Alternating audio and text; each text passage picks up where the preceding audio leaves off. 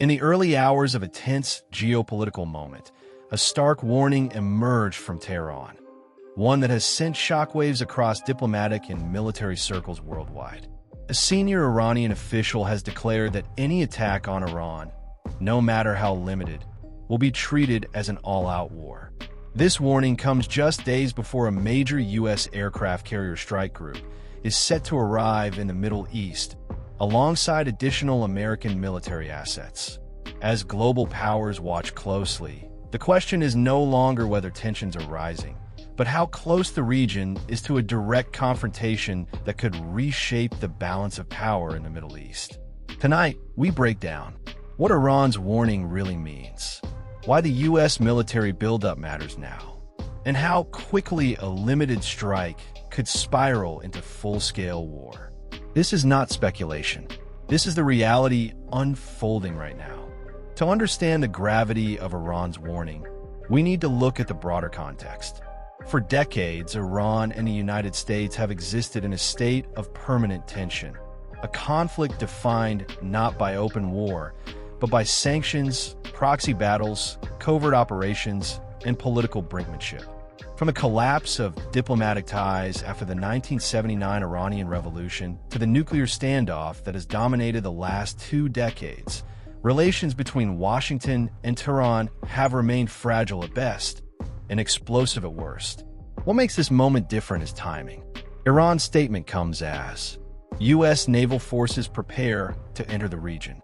Political rhetoric sharpens in Washington, and regional conflicts continue to destabilize neighboring states.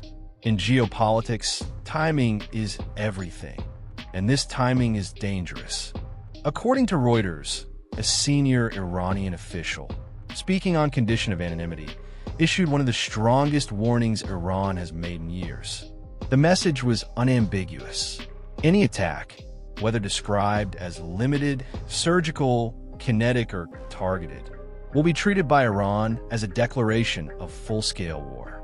The official emphasized that Iran's military is now operating under high alert, preparing for what they describe as the worst-case scenario. The language used is deliberate. By rejecting distinctions like limited or precision strikes, Iran is signaling that there will be no proportional restraint if its sovereignty is violated. In other words, there will be no small response. So what exactly is the United States doing?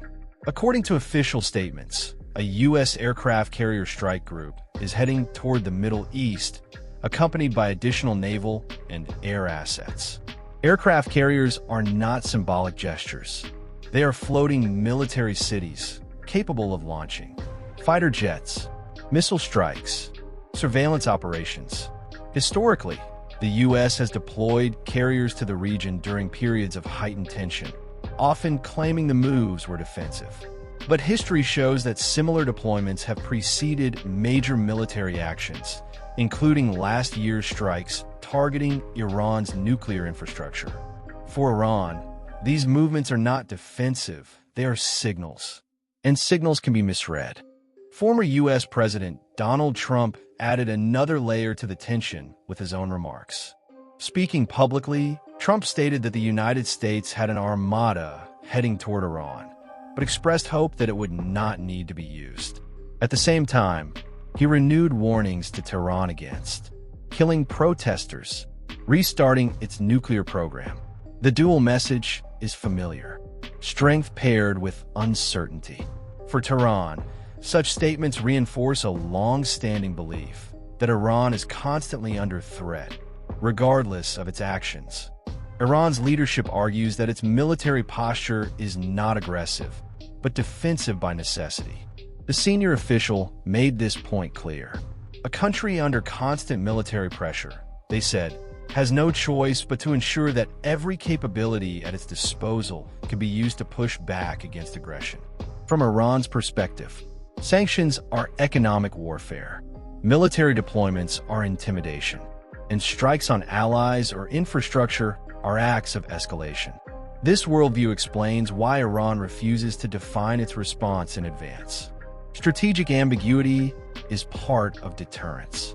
If tensions escalate into open conflict, The consequences would not be confined to Iran and the United States. The Middle East is already a fragile web of alliances and rivalries. A direct confrontation could disrupt global oil markets, trigger regional proxy wars, pull neighboring countries into the conflict. Even a short military exchange could have long-lasting economic and political consequences worldwide. This is why global powers from Europe to Asia are watching every movement, every statement, every signal. So how close are we to war? The answer lies in perception. When one side believes it is acting defensively and the other sees provocation, the margin for error disappears.